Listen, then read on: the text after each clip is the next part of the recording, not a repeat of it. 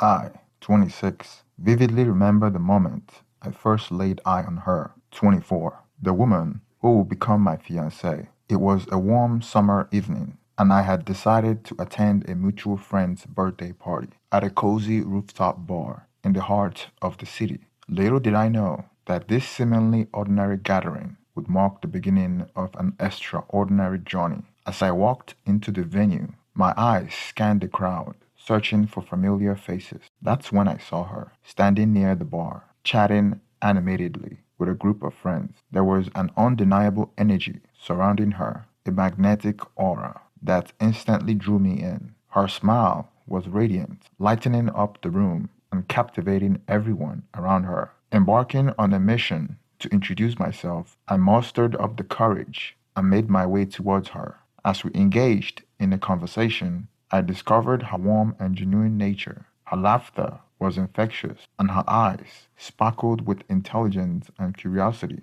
Time seemed to stand still as we exchanged stories, jokes, and shared interest. In the midst of our conversation, she casually mentioned her previous relationship. She had had two serious relationships before, and her last boyfriend happened to live out of state. Despite the geographical distance, it was clear that they had shared a significant bond. Although I felt a twinge of curiosity and a hint of concern, I focused on getting to know her as an individual, separate from her past experiences. As the night unfolded, we found ourselves naturally gravitating towards one another, drawn together by an unexplainable connection. We continued to talk, discovering shared passions and values that made our interaction feel effortless. It felt as if the universe had conspired to bring us together, intertwining our paths at that precise moment in time. From that day forward, we embarked on a beautiful journey, slowly unraveling the layer of each other's lives, or so I thought.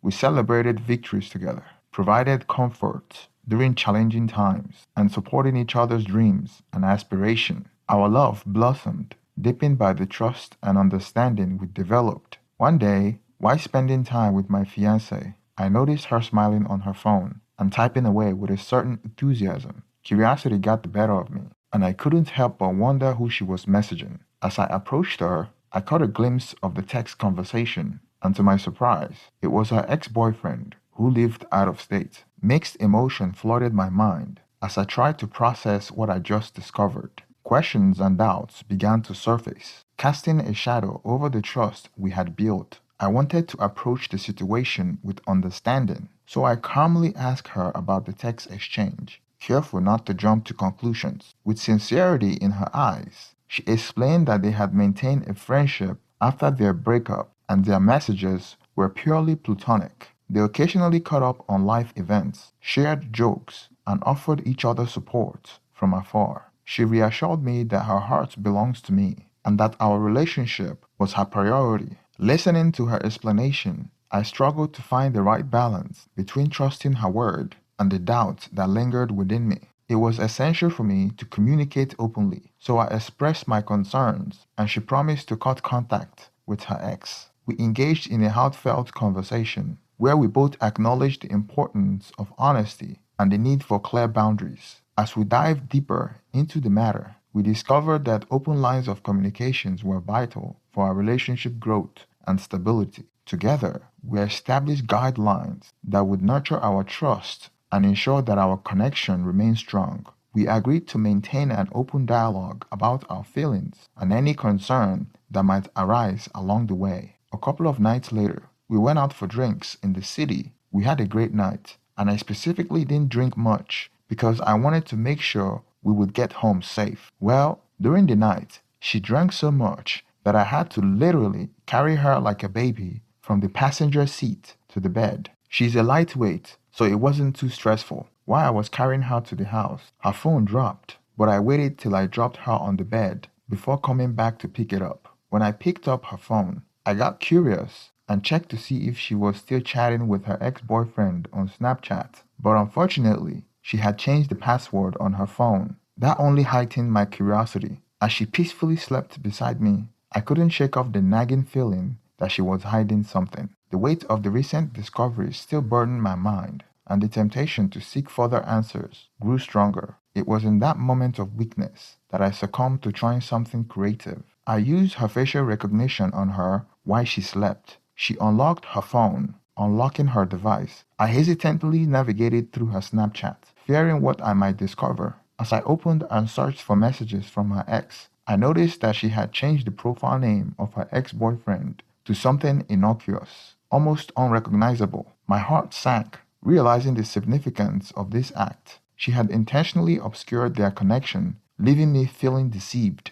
A wave of mixed emotion washed over me as I continued scrolling through the conversation. Most of their conversation had been deleted, but there were still some that were still showing. That's when I stumbled upon a time-sensitive video, unmistakably sent by her ex-boyfriend. Dread settled within me. I comprehended the content of the message, an intimate X-rated video of both of them having X. I watched the video in its entirety and saved it to myself. The video was so graphic that you would think it was something out of a XXX rated website. To make matters worse, she was an active participant, even holding the camera for a short period so he could change position. Mind you, in the past, if I so much have taken a picture, even without her face showing why we have X, she will force me to delete it, even when she knows that we couldn't be identified if the video somehow gets leaked. To add to my insecurity, even though I would consider myself average, he was significantly bigger than me down there, and she was moaning louder than I have ever heard her moan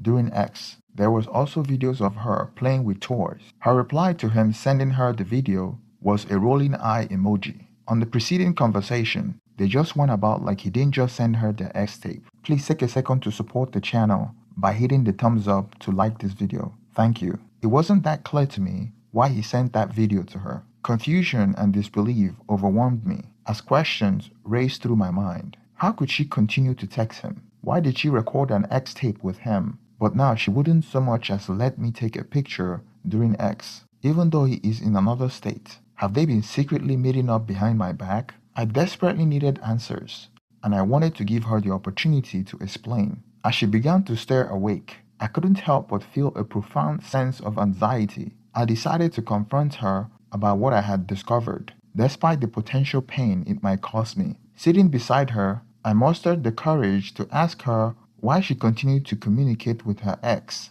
even though she told me that she stopped, and obviously thought she could fool me by changing the profile name. My voice trembling with a mix of hurt and confusion. Her eyes widened as I shared what I had found, and her face contorted with a blank of shock and remorse. Crocodile tears welled in her eyes, and she struggled to find the words to explain. She said she changed the profile name so it wouldn't hurt my feelings. She claimed that he was abusive, and the videos were sent as a threat. She claimed they made it together and promised it would be private, but he had went on to release one of them on an S-rated site when they broke up, and it took a lot to take it down, which is why she has a phobia to recording videos or snapping pictures during X. I asked her if he was so abusive, then why did she maintain contact with him? She claimed that they made a lot of videos, and he threatened to release them if she stopped responding to him. I completely bought into her story. Through her tearful confession, she expressed her regrets and the immense guilt she carried for lying to me and hiding things. She emphasized that her intentions were never to bring harm to our relationship. As she spoke, I saw genuine remorse in her eyes, and it appeared that her intentions were not rooted in a desire to rekindle a romantic connection. We engaged in a lengthy, heartfelt conversation about trust, boundaries, and the importance of respecting each other's feelings. I told her that we should probably hire a lawyer or let his girlfriend know, but she refused, fearing that it might make things worse. The following day, I did a little digging and found the Facebook of his girlfriend. I wrote a wall of texts on how her boyfriend was harassing my fiancée. It didn't take long before she responded with shock. She got back to me later that day, thanking me for telling her about what her boyfriend was up to. She also told me that my account of what was happening was inaccurate. She did some digging and collected more evidence, confirming things that my fiancé left out. She also confronted her boyfriend with the evidence she collected. Come to find out, they continued to see each other. He would tell his girlfriend that he was going on a road trip or a work function, but in reality, he was driving to see my fiancé. She told me that my fiancé wanted them to get back together, but he refuses. We checked notes on the days she mentioned, and I checked my text log to confirm that my fiancé was also unaccountable during those times. When I confronted my fiancé about the new information, she claimed that she felt like he was holding her hostage, and he also threatened to release the videos if she doesn't have X with him. This time, I wasn't buying her story. I told her that we can no longer continue our relationship. As I broke up with my fiancé, I could see the deep remorse itching across her face. The pain in her eyes mirrored the heaviness in my heart, and it was clear that she was devastated by our sudden separation. Her usual bright smile had faded, replaced by a mixture of sorrow and confusion. Because her name was also on the apartment lease, I allowed her to stay in the apartment in separate bedrooms as she looked for another apartment to move in. I could sense her grappling with the lingering emotions of our failed relationship. She tried to seduce me a couple of times, but I turned her down. She claimed that she regretted cheating on me, and if she could go back in time, she would do things differently. 1 week before she moved out of my apartment, she suddenly stopped playing nice, and her real self came out. We got into arguments, and she told me that she was glad that she cheated on me. Come to find out, her ex-boyfriend has resurfaced, seeking solace from his own breakup. His previous relationship has recently ended because of his affair, and he found himself drawn back to my fiancée. I felt like he wanted her for a rebound, but I tried not to think about it because I wanted her out of my life so I can heal properly. In the last few days before she moved out, she finally showed me her true colors. She had no remorse for cheating. Come to find out, she was now moving in with her ex-boyfriend out of state. She was going to quit her job, pack her things, and move in with this guy in another state. She confesses that he was the one she always wanted to be with, and God had used me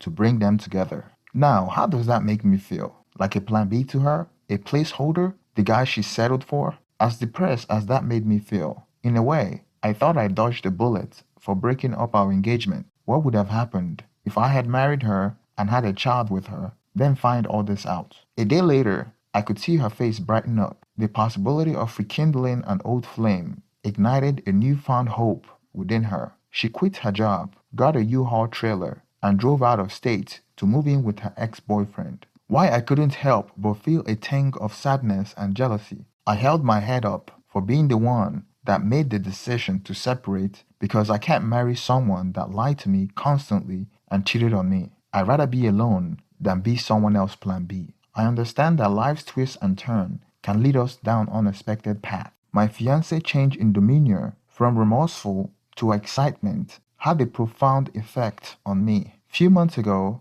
I was thinking about spending the rest of my life with her. Now she's gleefully moving in with another man that she had been waiting on the sidelines for. I know that in order for me to move on, I had to let her go. So I wish her well as she embarked on a journey to rebuild what she felt like she deserves, hoping that she would find the happiness and fulfillment she sought in her reunion with her ex-boyfriend. 2 months later, she called me back, crying. The initial excitement she felt at the prospect of rekindling her relationship with her ex-boyfriend was quickly overshadowed by heartbreak once again. As they dive into their reunion, investing time and emotion in each other, a sudden twist of fate unfolded. His ex-girlfriend, who had previously broken up with him, unexpectedly reached out, expressing a desire to reconcile. Caught between two conflicting emotions, my ex-fiancé's ex-boyfriend decided to dump her and went back to his girlfriend. He chose to go back to his ex-girlfriend, leaving her devastated and abandoned once more. Now she's reaching out to me, telling me that she quit her job for nothing. She left a good job for something that paid way less on a whim for a guy that didn't care about her and was just using her. The news hit her hard, and the pain of yet another breakup washed over her like a tidal wave. It was as if her heart had been shattered into even smaller pieces than before, and she had nobody but herself to blame. I felt satisfied at her misery. The joy and hope that had briefly returned to her life was cruelly snatched away, just like she snatched mine away when she cheated on me. Now she's left hopeless with a void that seemed impossible to fill. In the aftermath of this heart-wrenching experience, she found herself in a state of profound sadness, and the depression hit her hard. She called me And 2 months after not speaking to her, I picked up to hear what she had to say. She questioned her self-worth and wondering why she had been cast aside twice by people she cared about deeply. I reminded her that she didn't care about me. She was just feeling bad at the moment. But if her ex decided to come back, she would be singing a different tune. She claimed that the remorse that she once felt after our breakup paled in comparison to the sorrow she experienced now. She said she wishes I could take her back, but she knows I wouldn't. I advised her to pick her life back together and return to her old job. I never heard from her again till I ran into her mom at a grocery store a few months later. Her mom told me my ex started drinking heavily and lost her apartment. She became homeless before moving in with her mom, and they had to admit her into a rehab facility because she went from alcoholism to drugs. I don't know. Something must have snapped in her because that wasn't the same woman I knew. Thank you for making it to the end of this video. Please take a moment to like and subscribe to support my channel. Have a wonderful day. Thank you.